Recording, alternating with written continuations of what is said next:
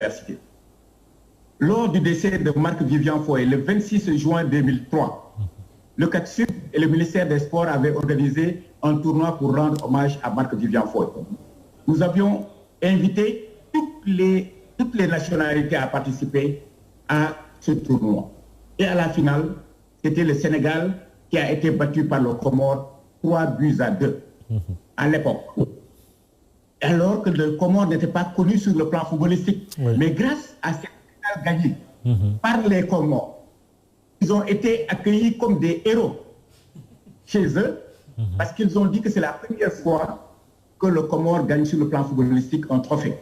Et le message qui a été dit à l'époque, c'était Mohamed Bako, Maître Bako, qui était le président de l'amicale des étudiants comoriens au Sénégal. Il nous a dit que à partir de cette finale, ils se sont sentis fiers d'être africains. Parce que certains Sénégalais ne connaissaient même pas les Comores. Donc c'est quelque chose qui m'a marqué. Et Maître Bako, à l'époque aussi, était le chargé des affaires juridiques du CACSUB. Lorsqu'il a fini, il a été avocat. Au Comores, il est avocat aussi au Baron de Paris. Et lorsqu'il a pris l'engagement de faire de la politique, il a dit que je ne suis pas un candidat du Comore, mais je suis un candidat panafricain parce que je suis sorti d'une grande école qui s'appelle CACSUB. Et ça, il n'est pas le premier. Il y en a 3 acteurs qui sont passés par nous et qui sont partis devenir des politiciens chez eux pour dire que je suis sorti d'une grande école panafricaine qui est le CACSUB. Et quand je dois diriger mon pays, je dois avoir cet esprit citoyen pour faire de l'Afrique ce levier incontournable pour le développement du monde. Voici, grosso modo, ce que nous avons. Dans la médiation aussi, sport comme stabilisation sociale, le CACSUB et la médiature de l'Université Cheikh Anta Diop et le Haut Conseil du dialogue social ont accepté d'accompagner toujours ces activités sportives dans le campus. Madame Innocence Tab est venue une fois par année avec le COSINEF, c'est super. J'étais le coparrain avec la dame. Et ce jour-là, Madame la Présidente a profité de l'occasion pour lancer un appel aux étudiants pour leur dire que c'est à eux de protéger l'université. C'est eux qui sont les futurs cadres qui vont diriger l'Afrique. Et il y a des méthodes qu'ils doivent utiliser pour ne plus faire de la violence. Je pense qu'aujourd'hui, le sport peut être un facteur de rassemblement. On a vu même au Congo démocratique, où après la guerre, mais c'est le sport qui a rassemblé tout le monde, où tout le monde s'est entendu pour être derrière le drapeau national. Alors à l'époque, le pays était complètement déchiré. Ça veut dire qu'aujourd'hui, le sport mérite sa place. Le professeur Sakho l'a dit tout à l'heure. C'est le parent pauvre de nos... Voilà. Nous reviendrons avec lui tout à l'heure puisqu'il est à la conclusion justement de ce sujet très important. C'est déjà très bien comme perspective. Il a un peu campé le débat sur la question, mais dégager des perspectives pour aujourd'hui le règlement de la question sociale, la stabilisation sociale qui doit passer nécessairement par le sport universitaire. Effectivement, donc il a parfaitement raison. Et ça peut être même objet de débat, de sujet thématique à discuter, peut-être des profils que je pense déjà à éviter pour qu'on discute sur ça. Pourquoi j'ai choisi ce sujet, donc stabilisation sociale? Parce que c'est très important le sport. Le sport, moi, je vois derrière cela un facteur d'éducation par rapport à l'être humain. Parce que c'est dans le sport, si vous prenez les sports collectifs, donc que ce soit le football ou bien le basket, moindre d'acte, on vous sanctionne. Il y a le permis, il y a l'interdit. Ça, vous pouvez le faire, ça, vous ne pouvez pas le faire. Il y a faute, il y a coup franc. Même, par exemple, si nous prenons le football, un tacle, en venant même le joueur, le défenseur, avant de tacler, même si vous ne réussissez pas à tacler l'attaquant, mais l'intention déjà, l'arbitre peut vous sanctionner. On peut dès à bas âge, la jeunesse déjà les inclure ces pratiques, de ce fait que demain, peut-être les citoyens, la jeunesse, ils comprendront ce qui est permis, ce qui n'est pas permis. Et c'est fondamental parce que tout simplement, vous arrivez à un certain moment d'être dans un environnement qui vous permet, qui vous conditionne d'avoir des limites dans la liberté de faire, dans la liberté d'expression, etc. Parce que je ne comprends pas, parce que je n'ai pas reçu ma bourse, que je dois brûler le bus. Je ne comprends pas parce qu'on m'a alloué un budget pour servir les populations et que ça passe autrement. Et ça, si on n'a pas cette culture, dès à bas âge, ça pose problème. Vous prenez les Occidentaux, notamment les Asiatiques. J'étais tellement ému un jour en regardant sur les réseaux sociaux, un ministre, je ne sais pas de quel département japonais, parce que tout simplement la population était privée d'électricité pendant 20 minutes et lorsque ça s'est rétabli, il a présenté ses excuses en étant courbé pendant 20 minutes pour vous dire combien de fois ils sont disciplinés dans ce qu'ils font. Donc on peut utiliser le sport dès la petite catégorie pour éduquer les jeunes, etc. Donc une anecdote que je vais conclure. Je me souviens en 2014, je ne me trompe pas, lorsqu'il y a un étudiant qui a été tué au campus du nom de Bassirou Faye par la police. Mais après, ça a été très difficile. Le contentieux a été très difficile à résoudre. Les étudiants étaient très mécontents. Mais au finish, le ministère de l'Intérieur a bel et bien compris que c'est la jeunesse. Nous sommes tous des frères et sœurs. Il fallait réconcilier ces deux parties, les étudiants et la police. Ils ont organisé un match de football entre la police et les étudiants, et ça s'est très bien passé. Tout ça, c'est pour stabiliser et faire comprendre les gens que nous sommes tous des humains et nous avons quelque chose d'intéressant. Ce qui nous rassemble, ce qui nous lie est beaucoup plus important que ce qui nous divise. Et il ne faut pas négliger cet aspect stabilisation. Oui, c'est un aspect très important. On va le retrouver dans quelques instants pour qu'il apporte la conclusion, parce que bon, il faut qu'on soit un peu moins court, puisque nous avons le temps qui presse. Oui. Nous avons deux autres intervenants. Oui. Alors, si Ibrahima Eloi est sur place, il nous a quitté. Voilà. Ibrahima, pour la conclusion, rapidement. J'ai presque fini. Hein. J'ai fini. Voilà. La dernière recommandation qui me reste, c'est que le Sénégal va abriter les Jeux olympiques de la jeunesse. Oui. Et je lance un appel pour que l'État et le CONOS puissent impliquer le monde universitaire. Oui. Je pense que ça sera l'occasion de voir, même avec le sport universitaire, qu'est-ce qu'on peut faire en amont, et voir aussi avec la jeunesse africaine comment les impliquer dans l'organisation des Jeux olympiques, en tout cas qui auront lieu en 2024. Et vous remercier tous les panélistes, le professeur Sakho, M. Gérard et la DTV. Et encore une fois, le CACSUB sera de vos côtés pour mener la réflexion et surtout mener des actions concrètes permettant de créer cette intégration au sein de la jeunesse africaine. Je vous remercie. Merci beaucoup Ibrahima Eloi. Un mot sur lui, mais il faut le remercier très sincèrement. Effectivement. Je le remercie infiniment d'avoir nous accordé ces quelques minutes pour participer à cette réflexion.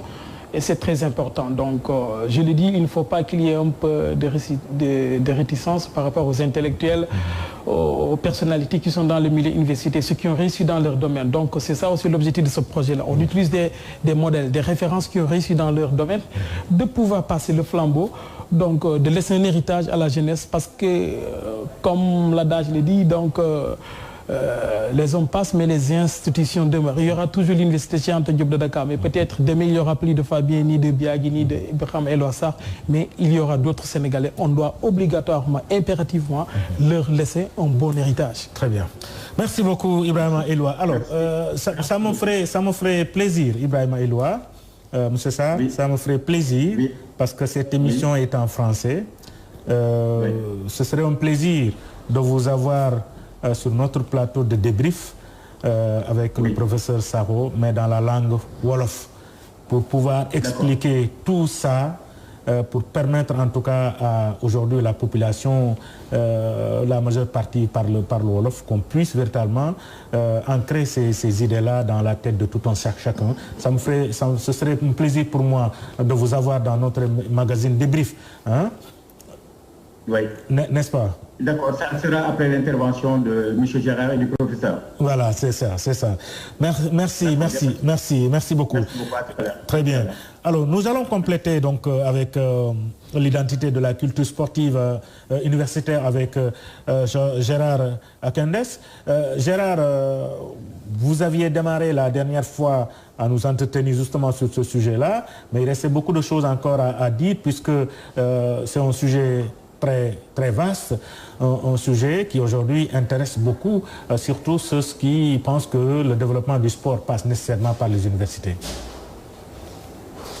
Ouais, d'abord, je présente tout le monde et merci de m'avoir ici à nouveau. Et le professeur Saro, que je connais bien, et enchanté de la connaissance d'Ibrahima Eloi. Un plaisir d'être ici à nouveau. Et puis surtout aussi de porter le flambeau panafricain. Je suis d'origine béninoise. Et donc le sport sénégalais m'intéresse aussi bien que le sport béninois, ivoirien ou n'importe quel sport sur le continent. Donc au niveau de la culture, comme je l'avais en partie dit la dernière fois, le sport c'est une culture qui n'existe pas en vase clos. Le sport est une culture qui repose sur des identités et des cultures. Et le sport universitaire en particulier, il repose a priori sur la culture de l'université. Et l'université a une identité, ce qui est très important. Et de mon vécu aux États-Unis, quand on est passé par une université, c'est une identité qui colle à la peau. D'accord. Et qu'on garde toute sa vie. On est un alumni, ça veut dire, je crois, ancien de l'université. Ça colle à la peau toute sa vie. On ne l'oubliera jamais. Et l'université ne nous oublie pas non plus pour des raisons aussi bien économiques que des raisons de solidarité et de réseau.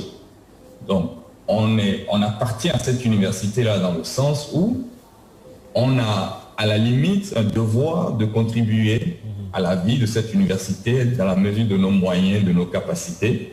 Et l'université va organiser toutes sortes d'activités pour nous permettre d'être impliqués dans la vie de l'université. Et le sport universitaire fait partie de la création ou de l'entretien de cette identité sur un campus. Quand on est dans le sport universitaire, on contribue à cette identité-là. Là où j'ai étudié, les équipes, le sport s'appelait Bobcat. Le logo, pas le logo, la mascotte. C'est un chat sauvage, je crois. Bobcat, on s'appelle Bobcat. Donc quand on rencontre quelqu'un d'autre de la même université, on dit « Ah, un autre Bobcat est là ». Ouais. Donc ça fait partie de l'identité qui s'est créée sur le campus et qui est pas seulement l'identité du sportif, mais qui est l'identité de l'université en général. Et ça, c'est un point très important. J'ai vécu en partie ma vie universitaire en Côte d'Ivoire, où j'ai joué dans ce qui est l'équivalent du Duc au Sénégal. J'ai joué à l'AUC, Abidjan Université Club. Ce lien entre l'université et le club qui représentait l'université, il existait au niveau du support, au niveau des moyens que l'université mettait à disposition, mais il n'existait pas au niveau de l'identification du campus et de l'université au sport. Et le sport ne donnait pas cette identité-là à l'université non plus. Donc le lien n'existait pas. Et beaucoup d'étudiants qui passaient par cette université avaient d'autres clubs et ne s'identifiaient pas au club universitaire. Le concept de dualité identitaire au niveau du sport n'est pas impossible. Donc des étudiants qui avaient déjà un club en venant étudier auraient pu aussi avoir l'identité de leur club universitaire. Donc il est primordial qu'on comprenne que d'abord, l'identité va faire la différence. L'identité va mobiliser les énergies. L'identité va mobiliser les ressources. Et qu'on ne doit pas négliger ça. Que je prends le Duc, par exemple. Le Duc doit infiltrer l'université Cheikh Anta Diop. Il doit devenir l'élément qui crée cette identité-là. À la limite, même peut-être changer le nom du duc en l'appelant Cheikh Anta Diop Université Club. Mais il faut que ce lien-là se tisse et se crée, qu'il devienne fort. Et que les étudiants qui passent par l'université, ils sont étudiants 4 ans, 5 ans, 6 ans, 7 ans, en fonction de leur discipline, mais ils appartiennent à cette université-là et ils ont un devoir par rapport à cette institution. L'institution les a portés, leur a donné une bourse ou pas de bourse, mais les a instruites, leur a permis de créer des réseaux, leur a permis de vivre. Il y a un enrichissement exceptionnel sur un campus et ça ne doit pas se perdre. Quand ils partent de l'université, ils doivent revenir d'une façon ou d'une autre. Il y a des associations d'anciens de telle ou telle université, mais ce n'est pas lié réellement à l'identité de l'université. Et ça doit s'agrandir. Ça, c'est un élément qui doit se faire par la communication et par des campagnes, tout simplement. On doit sensibiliser les étudiants dès qu'ils mettent le pied sur le campus, qu'ils appartiennent à cette institution-là. Parce que ce n'est pas l'institution qui va les servir, mais qui vont finir par servir l'institution. L'institution va leur donner ce qu'il leur faut, mais ils doivent servir l'institution. Donc, il y a cet élément-là qui est important à cultiver. Un autre élément qu'on doit cultiver aussi sur les campus et dans les écoles, on ne doit pas dissocier la pratique du sport de compétition de la pratique de l'activité physique. On doit créer un pont. D'accord. Donc, le staff, les professeurs, les étudiants, on doit créer une culture de pratique. Ils doivent, à un moment ou à un autre, de manière régulière, participer à de l'activité physique sur le campus. Je ne sais pas comment ça s'appelle à Cheikh Anta Diop, le CROUS ou le CENU, ça dépend des universités, c'est l'héritage français. Le centre des œuvres universitaires doit permettre ce lien-là où l'étudiant participe à l'activité physique. Un étudiant qui participe à l'activité physique va progressivement s'intéresser aussi au sport universitaire, va devenir un supporter des clubs. Il y a tout un lien à créer. Il faut que les universités, qui sont de super espaces de jeunesse, d'énergie et d'identité, puissent intégrer la pratique de l'activité physique dans leur vie au quotidien et s'investir. Et le troisième élément, ce sont les anciens. Si l'identité est créée dès qu'on met les pieds sur un campus et qu'on appartient à cette institution, on est un ancien, on a une responsabilité par rapport à cette institution, on doit revenir faire quelque chose avec l'institution. Et beaucoup de programmes sportifs aux États-Unis sont financés en partie, pas entièrement, par les dons des anciens. Quand on fait des levées de fonds, c'est sur les anciens qu'on va. On ne va pas vers les entreprises, on ne va pas vers les sponsors, on va vers les anciens. Parce qu'on sait qu'ils ont participé à cette institution, ils ont un vécu, ils vont donner en partie ce qu'ils ont à l'institution. Donc ça, c'est un devoir qui demande deux éléments clés. Le premier, c'est le travail que l'université fait pour créer l'identification de l'étudiant à cette institution. Et le deuxième, c'est l'étudiant qui a étudié, qui prend la responsabilité, qui devient responsable par rapport à l'institution. Et ça, c'est des programmes qui doivent se mettre en place. Le plus important, c'est l'université qui doit créer cette ambiance, qui doit créer cette culture, qui doit faire revenir les étudiants, les anciens, créer des journées, une façon d'entretenir le lien entre ceux qui sont passés par l'institution et l'institution, et qui va les connecter à l'institution et par l'institution au sport universitaire. Donc, en résumé, je ne vais pas entrer dans les détails pour ne pas prendre trop de temps. C'est qu'il faut une culture, créer une identité qui n'est pas seulement l'identité d'un club de l'université, qui est l'identité de l'université, et le club appartient à cette université.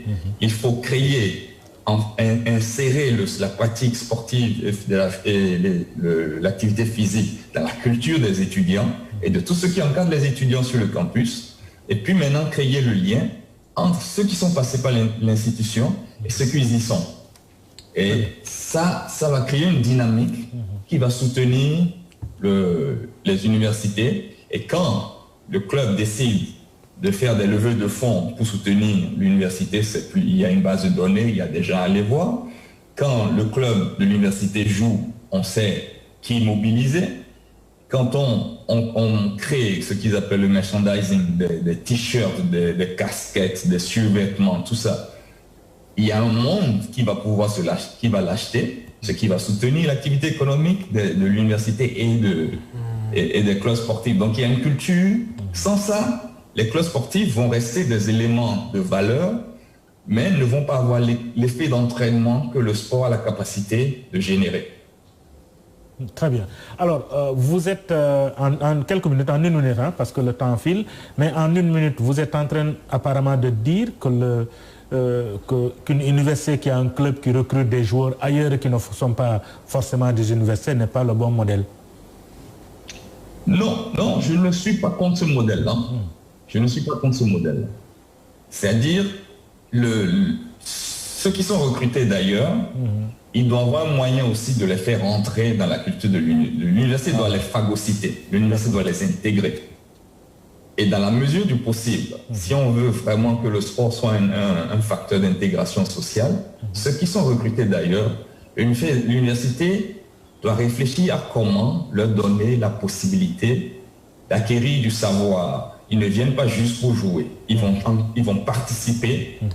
Ils vont intégrer la vie universitaire, ils vont intégrer l'espace du savoir universitaire aussi. Il ne faut pas les utiliser juste pour jouer.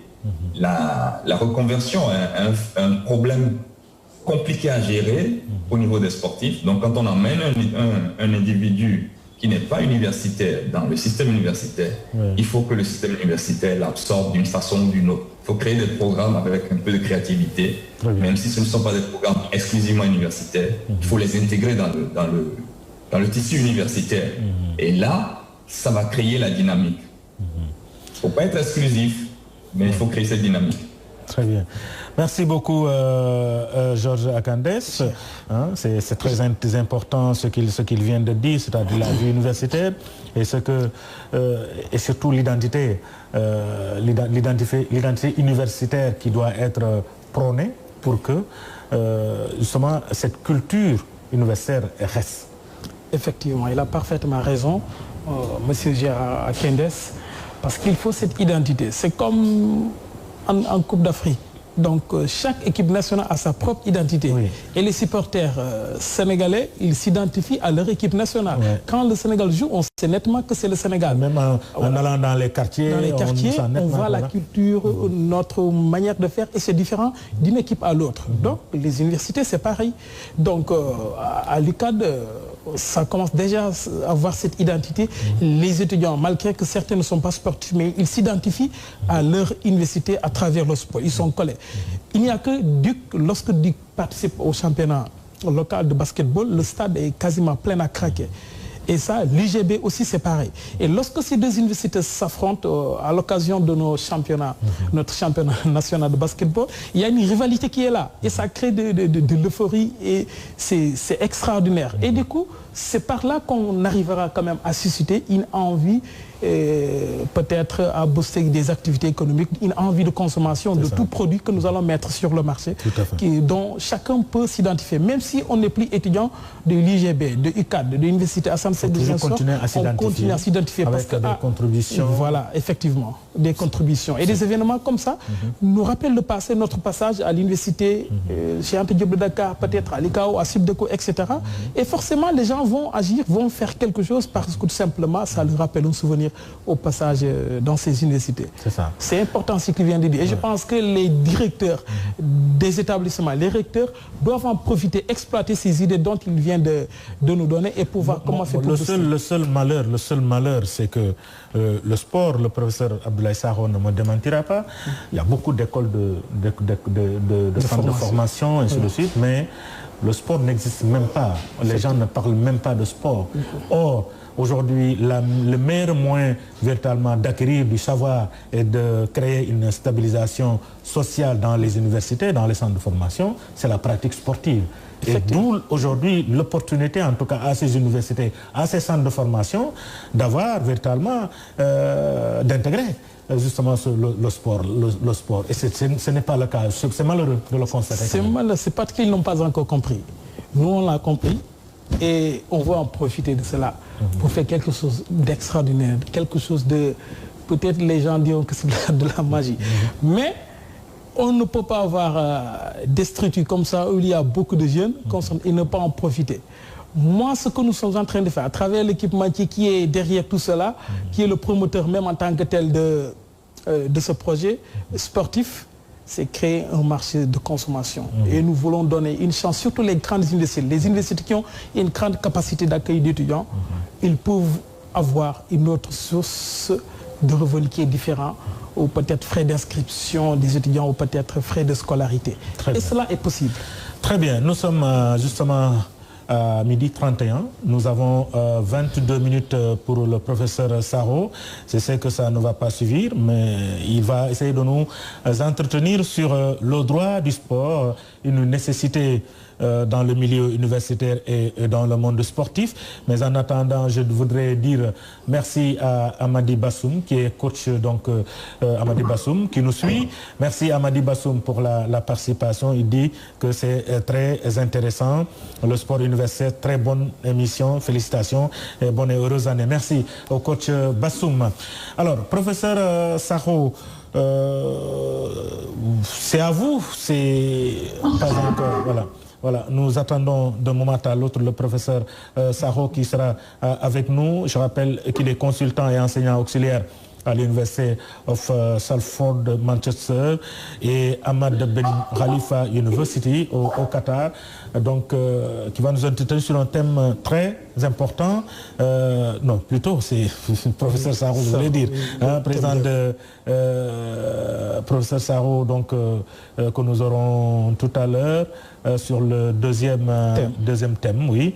Sur le deuxième thème, le droit du sport. Vous l'avez dit tout à l'heure, dans toute chose, il faut qu'il y ait du droit. Du droit, on ne peut pas échapper. Si vous ne connaissez pas vos droits, si vous êtes élève, vous êtes étudiant, vous êtes économiste, vous êtes médecin, vous êtes docteur, même si vous êtes avocat, même si vous êtes juge, vous ne connaissez pas vos droits, ça veut dire tout simplement qu'il y a une partie de vous qui vous manque. Effectivement. C'est très important. Il ne s'agit pas seulement d'ailleurs de connaître vos droits, mais c'est parce que tout simplement, à la base, dans toute activité, toutes les activités ont été régies par les règles de droit. Tout ce que nous faisons, même dans le milieu médiatique où vous êtes, c'est régi par les règles de droit. Et si vous ne connaissez pas ces règles de droit, ça pose problème. Moi, à travers ce thème, qu'est-ce que je veux lancer? Le message que je veux faire comprendre surtout à mes frères et sœurs étudiants à la faculté de droit, d'habitude quand on est au lycée, en classe de terminale, ou bien on vient en première année à l'université, ceux qui ne sont pas initiés à cette science, ils pensent qu'on fait le droit uniquement pour devenir avocat ou juge. Or que ce n'est pas du tout ça. Chaque entreprise a forcément des juristes qui sont là, peut-être pour les contrats, voilà, pour gérer ça, les contrats, etc. Ou bien conseiller juridiquement l'activité de l'entreprise. Donc, on peut bel et bien avoir des spécialistes en droit du sport qui vont peut-être s'insérer dans les clubs de sport, être secrétaire d'un club de basket ou de football. On est là pour veiller au bon déroulement des activités sportives du club, les contrats que les joueurs signent dans les clubs, etc. etc. Donc c'est fondamental et c'est important. Très bien. Nous avons un éminent professeur pour parler justement du droit des sports parce qu'il est fondateur du Master droit et économie du sport où aujourd'hui beaucoup d'Africains, beaucoup de Sénégalais pour ne pas dire beaucoup d'Africains passent véritablement des sportifs. C'est ce qui aspire à être des managers du sport, véritablement à intégrer justement cette faculté. Professeur Sarro, merci de nous retrouver à nouveau pour nous entretenir sur ce thème, le droit du sport, une nécessité dans le milieu universitaire et dans le monde sportif. Monsieur Samou, je renouvelle le choix d'avoir écouté d'abord les deux prédécesseurs et qui ont fait un excellent exposé qui aurait peut-être justifié que je ne puisse pas parler longtemps, parce qu'ils ont dit tout ce qu'il fallait, je crois. Aussi bien Éloi que Gérard, ils ont travaillé, en fait, ils ont fait un travail qui peut-être balise le terrain de ce que je devrais dire. Ça veut dire quoi? Que ce qu'ils ont fait, c'est d'abord de bien situer le contexte. Je vais juste y revenir assez rapidement. Mais également, ils ont levé les défis actuels du sport. Et ces défis, au-delà de l'aspect compétition, ils ont beaucoup insisté sur un aspect qui est plus ou moins psychologique, sociologique, et qui me paraît fondamental, c'est l'aspect identité. Identité ou culture. Et c'est là où c'est intéressant, ce qu'ils ont dit. Je crois qu'on devrait commencer à éviter de trop nous focaliser sur l'aspect résultat dans le sport, mais plutôt voir sur l'aspect social dans le sport. Et c'est là où ça devient intéressant. C'est pour ça que je voudrais vraiment les féliciter de ce qu'ils ont fait. L'un, pour dire qu'il faudrait que ça soit au cœur des activités de la jeunesse actuelle. Il a même terminé en nous rappelant le rôle qu'il attend de l'université par rapport aux Jeux Olympiques de la jeunesse. Il ne faut pas oublier que les Jeux Olympiques, c'est l'une des manifestations les plus importantes au monde. Je dis bien au monde. Et c'est la première fois que les Jeux Olympiques vont se dérouler sur le continent africain. Et le Sénégal a la chance d'accueillir cela. Je dis d'ailleurs à tout le monde, ce ne sont même pas des Jeux sénégalais, ce sont des Jeux pour l'Afrique. Et c'est la raison pour laquelle ce que Éloi a dit tout à l'heure est fondamental par rapport au rôle de l'université. Ce que Gérard aussi a dit, et il l'a très bien dit, je crois qu'il faut nécessairement se rattacher à quelque chose. Il faut être rattaché à quelque chose. Pour pouvoir avoir des résultats, il faut avoir une identité, il faut avoir une culture. Et il l'a montré en utilisant juste l'espace le plus étroit possible dans le sport, qui est l'espace universitaire. Étroit, mais qui est très important parce que c'est de là-bas que vont essaimer les futurs cadres et autres. Et c'est de là-bas qu'on leur apprend également à se battre pour des causes, à se battre pour des drapeaux. Et c'est la raison pour laquelle je dis qu'ils ont très bien situé le contexte, ils ont situé également les défis. Il faut juste trouver des solutions aujourd'hui. Ils les ont esquissées. Et les solutions, je crois, l'éducation, l'enseignement en fait partie. Mais l'éducation, l'enseignement, il ne s'agit pas de venir enseigner le droit comme on peut le prétendre quand on parle de droit du sport. Ce n'est pas cela, mais c'est de placer le sport au cœur de là où on enseigne, au cœur de l'école, que ça puisse être considéré comme une matière comme les autres. Et je vous dis, l'évolution est tellement marquante que vous n'avez pas suivi, mais il y a peut-être quelques jours, il y a 2 semaines je crois, en France, qui nous inspire souvent. Ouais. La France a décidé de créer un bac sport. Quand je dis bac sport, ce n'est pas un bac avec des épreuves physiques, là, des sauts en hauteur. Non. C'est un bac sport, comme on fera un bac philo, comme on fera un bac lettres, et tout cela, il y a un bac qu'ils ont créé. Et donc, il y aura peut-être des épreuves physiques à l'intérieur. Mais ce qui est intéressant, c'est qu'ils ont positionné le sport aujourd'hui comme un des enjeux de la décennie, ou en tout cas du siècle qui est en train de s'ouvrir. Et c'est là où c'est intéressant pour nous. Alors, nous, il y a quelques années, si je reprends le contexte, il y a quelques années, quand on abordait les questions sérieuses, le sport ne faisait pas partie dans les cercles académiques. D'ailleurs, moi, j'ai vécu cela, et sans doute tu le sais très bien. Je venais au stade et je regardais les matchs du Giraffe et les matchs du championnat. À l'époque, j'avais des collègues qui me disaient, mais qu'est-ce que tu fais là-bas? Qu'est-ce que tu fais au stade? Ça ne sert à rien. Bref, voilà, c'est pour vous dire que pour les intellectuels, le sport, ça ne devait pas retenir l'attention. C'était juste quelques loisirs qu'on faisait le dimanche. Aujourd'hui, on constate que le sport, il s'inscrit dans l'ensemble des rapports économiques et sociaux, politiques, idéologiques, symboliques, comme ils ont fait tout à l'heure avec l'identification. Donc, il y a des sociologues qui se sont intéressés au sport depuis très très longtemps. Et dans tous les pays du monde aujourd'hui, le sport est considéré comme un véritable secteur économique. Véritable secteur économique.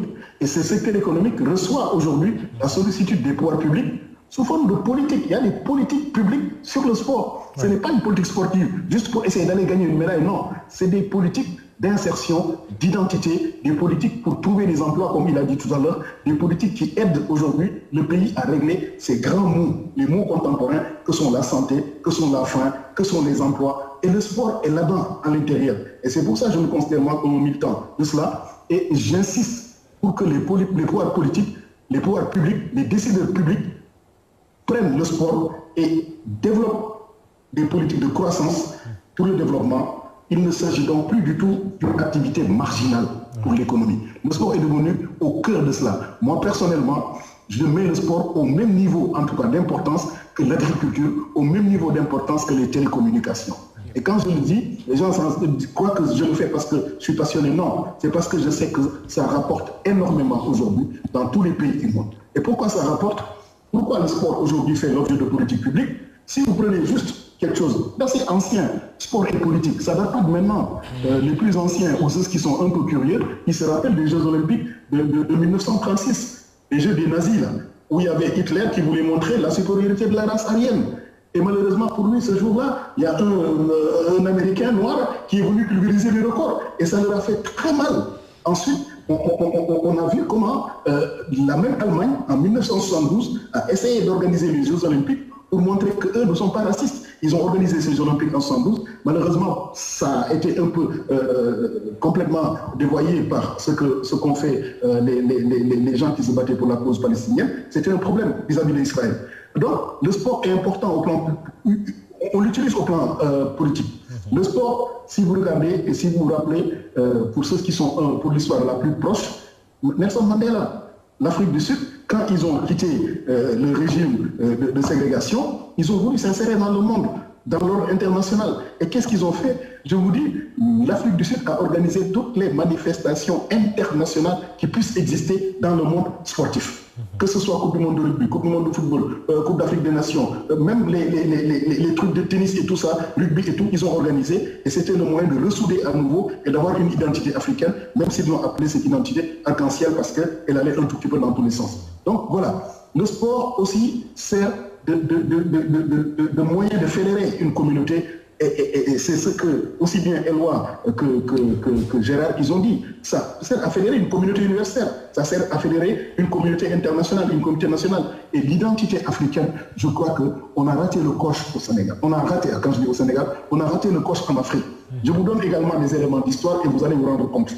Quand on venait d'avoir notre indépendance ici au Sénégal, qu'est-ce qu'a fait le président Senghor? Et là aussi, je crois qu'il faudra lui rendre grâce d'avoir fait cela.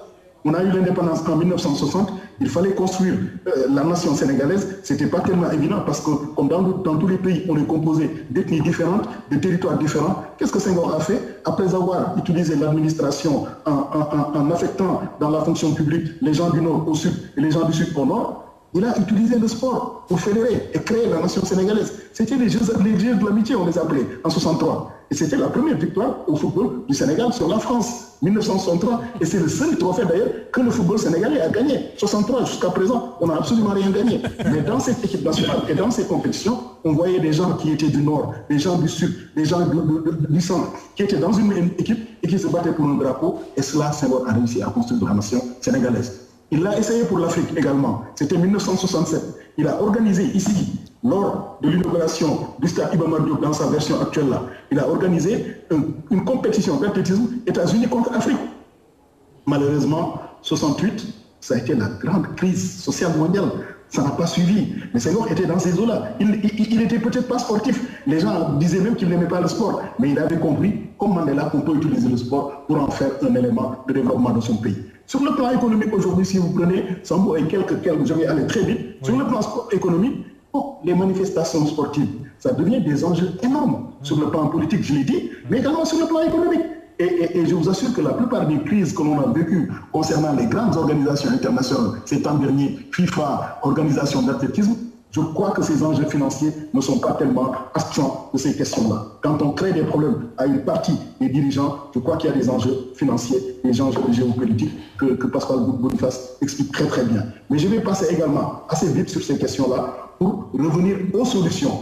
Donc, vous pouvez retenir pour vos auditeurs et pour ceux qui vous suivent, les téléspectateurs, que le contexte, il a changé, que les enjeux sont là, mais les enjeux les plus importants aujourd'hui, ils ont été soulevés par mes deux prédécesseurs, aussi bien Gérard que Eloi, c'est des enjeux d'identité. Les enjeux d'identité, pourquoi? Parce qu'on a des défis d'identité, pardon, parce qu'on a des enjeux politiques, on a des enjeux économiques également, qui sont devenus fondamentaux pour que le sport soit placé là où il doit être placé. Donc, ça veut dire quoi? Il faut aujourd'hui changer d'approche du sport. Très bien. Il faut que l'on change cette approche du sport que l'on avait, qui considère le sport comme un loisir. Il faut aussi que l'on change l'approche la plus immédiate que l'on a. Quand je prends un pays comme le Sénégal, je suis désolé de le dire devant les Sénégalais, mais on a une approche émotionnelle du sport. Quand je dis émotionnelle, c'est-à-dire qu'on ne s'intéresse qu'à une seule chose, le résultat. Et du coup, quand on n'a pas de résultat, on vire tout le monde. On vire les sportifs, on vire le ministre, on vire le président, on vire tout le monde. Parce que le sport, nous le voyons comme une activité qui doit nous procurer juste des émotions. On a gagné un point, c'est tout. C'est totalement faux. Et cela aussi, il faudrait qu'on change.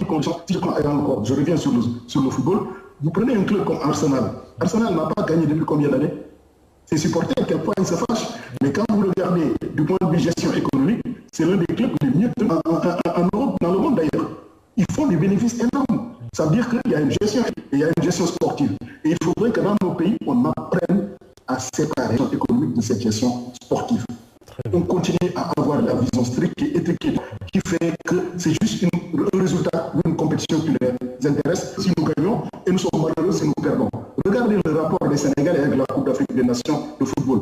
Le Cameroun a gagné combien de fois la CAN? 5 fois, je crois. Est-ce que vous croyez que le sport, le football camerounais est meilleur que le nôtre? Je ne suis pas sûr. Donc le problème, ce n'est pas seulement le résultat, c'est une organisation. Et de ce point de vue, on doit changer cette approche. L'activité sportive est plus que jamais un phénomène de soi. Aucun État aujourd'hui ne doit pouvoir délaisser cela. C'est un puissant vecteur, je viens de le dire, c'est un puissant vecteur de formation. Je vais essayer de vous le montrer tout à l'heure. Aussi, une véritable activité économique qui draine des flux financiers considérables et gère un tout petit peu en utilisant juste le sport universitaire. On a vraiment des choses sur lesquelles on travaille. Nous avons décidé, et c'est moi, de créer une formation spécifique pour le sport. Et j'ai master droit et économie du sport. Et c'est master droit et économique du sport que j'ai créé parce que pour moi, je crois que la performance sportive, elle ne dépend pas des hommes qui sont forts ou des dons qu'ils ont. Ce n'est pas parce que vous avez 10 Sadio Mané sur un terrain que vous allez gagner la CAN, je ne suis pas sûr. Il y a une grande partie qui dépend de la qualité, pas seulement du don que le bon Dieu leur a donné, mais de la qualité. Vous pouvez avoir les meilleurs sportifs et ces gens-là ne gagneront pas. Gagner, ce n'est pas seulement le jeu, mais gagner, c'est toute une organisation. C'est la raison pour laquelle l'Institut que je dirige a repris ce master que j'avais créé à Cherbourg et nous avons décidé de mettre en place cette formation sous forme de master 2. Ce master, c'est quoi? Vers la préparation, et là je crois que ça va faire plaisir à Eloi, préparation, l'exercice des emplois de responsabilité dans les métiers du sport. Et il y en a beaucoup. On les néglige vraiment. Or là, ça pouvait aider ce que tu disais tout à l'heure quand tu démarrais l'émission en disant peut-être que si on avait développé cela, peut-être que beaucoup de nos jeunes n'allaient pas mourir dans la mer. Ouais. Les structures directionnelles également sont aujourd'hui, si vous voulez exister sur le plan sportif mondial, et des dirigeants qui soient également de ce niveau-là. Mais aujourd'hui, quel est le dirigeant sénégalais qui est à ce niveau? Est-ce que plus? C'est fini quasiment. Le dernier, c'était la Ninja. Il n'y en a plus. Donc, on a besoin de tout cela. Marketing sportif, association sportive, les gens qui travaillent, les avocats, les conseils. Tout cela, ce sont des métiers qui tournent autour du sport et d'en former. Donc, on essaie aujourd'hui de faire en sorte que l'on puisse à travers ce que moi j'appelle l'étude approfondie, concrète et dynamique des structures sportives, associations, les fédérations, l'étude concrète et dynamique des acteurs du monde du sport. Qui sont les acteurs? Ce n'est pas seulement les gens qui sont en train de courir sur le terrain, c'est les arbitres, c'est les médecins du sport, c'est tous ceux qui se trouvent autour des métiers du sport. L'étude des techniques juridiques et du contentieux du sport, c'est devenu important le contentieux du sport. Rappelez-vous, regardez la sanction qu'on a faite à l'Union soviétique, à la Russie il y a quelques jours. On leur a dit, vous n'allez pas participer aux compétitions mondiales sportives. Pourquoi? Parce qu'il y a eu du dopage chez vous. Et là aussi, on aurait pu réfléchir sur ces sanctions. Gestion et marketing des activités sportives. Gestion et marketing dans les activités sportives. Aujourd'hui, les marques, c'est important. Donc, voilà un peu ce que nous essayons de faire à travers une approche que moi j'appelle pluridisciplinaire. Et cette approche devrait nous aider également à faire en sorte que ceux qui viennent, ce ne sont pas seulement ceux qui ont le bac, ce ne sont pas seulement ceux qui ont une maîtrise ou comme on dit un master 1. Ceux que j'accueille généralement, c'est ceux qui ont vécu dans le sport. Ils ont vécu dans le sport. J'ai eu quelques difficultés d'ailleurs quand j'étais à Cherambadio pour pouvoir accueillir de grands sportifs. On me disait, mais non, écoutez, pour faire un master, il faut avoir une maîtrise. Pour faire un truc, pour entrer, il faut avoir le bac. C'est une bêtise. Je suis désolé de le dire sur votre écran, mais je crois qu'aujourd'hui, les grands sportifs, les sportifs de très haut niveau, lorsqu'ils défendent et amènent les couleurs de leur pays dans les différents de ce monde-là, Ces gens-là, pendant ce temps, nous étions en train de faire des études, mais je me demande si est-ce qu'ils n'étaient pas plus utiles que nous à ce moment-là. Une médaille olympique, par exemple. La victoire du Sénégal sur la France en 2000, quel est le diplomate sénégalais qui aurait pu permettre que ce jour-là, en un temps T, toutes les télévisions du monde parlent du Sénégal? Qu'est-ce qu'il pourrait le faire? Personne. Et c'est ça qui est aujourd'hui. C'est ça qui m'a amené. Professeur, professeur, c'est vraiment intéressant ce que vous êtes en train de dire. Franchement, mais bon, malheureusement... le temps. Voilà, nous sommes arrivés au terme. On va s'arrêter, allez-y, c'était juste ça que je voulais faire. Arrêtez-vous et puis bon voilà. Donc ce que je voulais dire en termes d'approche éducationnelle dans le sport, il faudrait que les structures qui ces différents types de formation considèrent le sport comme important et qu'on l'intègre dans la formation, pas seulement pour faire des compétitions, on prépare des cadres de très haut niveau qui pourraient aider et qui pourraient nous aider. Malheureusement, et c'est là où je vais terminer, j'ai vu qu'il y a quelques jours, c'était le 31 décembre pour soir, on a fait beaucoup de choses autour des questions qui intéressent les Sénégalais à travers monsieur le Président de la République. Malheureusement, on aurait été absent. Et ça justifie ce que je disais. Voilà. On est toujours... Voilà. Et on n'a pas parlé de sport là-bas. On a parlé de tout, sauf le sport. Ça me ferait plaisir, professeur Sakho, qu'on puisse en débattre, reprendre le même sujet mardi prochain. Je vous appellerai véritablement vous et Éloi Sarr, mais c'est en Wolof. Et ce serait intéressant que Gérard Akendès également participe, mais malheureusement, bon, lui, il ne comprend pas trop le français. Voilà. Mais pour démarrer justement ce nouvel an, j'aimerais bien débattre de ces sujets-là en Wolof dans l'émission débrief mardi prochain. D'accord, on verra tout cela le moment venu. En tout cas, merci pour l'invitation. Merci à, je lui fais un coucou. Merci à Éloi, merci à Fabien. Voilà. Et puis donc à très très bientôt certainement. Très bien. Allez, au revoir. Gérard, merci beaucoup. Merci pour la participation. Merci beaucoup. C'était de qualité, comme on dit. Merci également à Ibrahima Éloi Sarr. Monsieur Sarr, merci. Voilà, Monsieur Sarr est parti. Voilà, merci Gérard. Fabien, merci véritablement pour cet entretien sur les 3 sujets que nous avons débattus ce matin. Merci infiniment aux intellectuels, aux intervenants.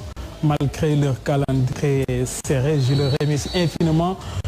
Je leur souhaite de passer de bons jours, surtout au Qatar, Gérard et Ibrahima Éloi et le professeur. Je remercie aussi infiniment à la DTV qui a accepté de collaborer avec pour mener ce projet. Je remercie aussi M. Sakho, mon collaborateur, mon combattant de tous les jours. Et vous aussi. Merci beaucoup. Merci Fabien. Changer l'approche du sport, une approche pluridisciplinaire. C'est avec ces mots-là qu'a terminé bien sûr professeur Sakho. J'aimerais vraiment vous remercier tous. Mesdames, Messieurs, merci de nous avoir prêté attention pour débattre avec vous. En tout cas, vous entretenir sur les 3 sujets que nous avions choisis ce matin. Mesdames, Messieurs, on va se retrouver très prochainement avec d'autres sujets avant justement la compétition de school basketball. Quant à moi, on va se retrouver mardi prochain pour débrief et sans doute je viendrai avec les mêmes invités, pourquoi pas même Fabien, pour démarrer par pédagogie justement cette année 2021. Merci, joyeux, comme on dit, bonne heureuse année à toutes et à tous, une année de réussite, de paix, de prospérité et beaucoup de sport. Merci, au revoir et à très bientôt.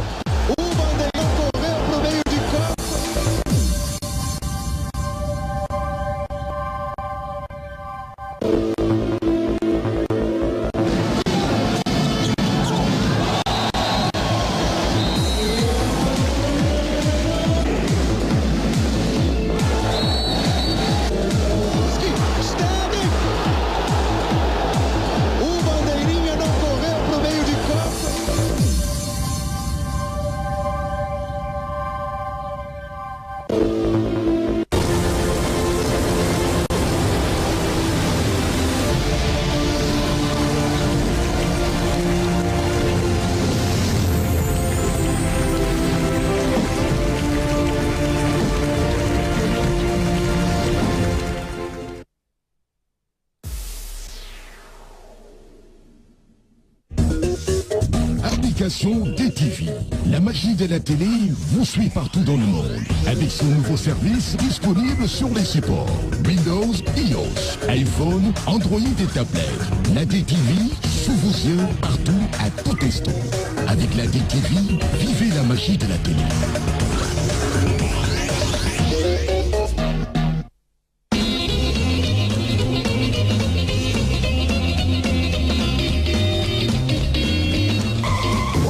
waxal Alain bu mu dugal lii bêtisé de. ba ulu ba ab. waxal Alain bu mu dugal lii bêtisé de. Vous n'avez pas faim.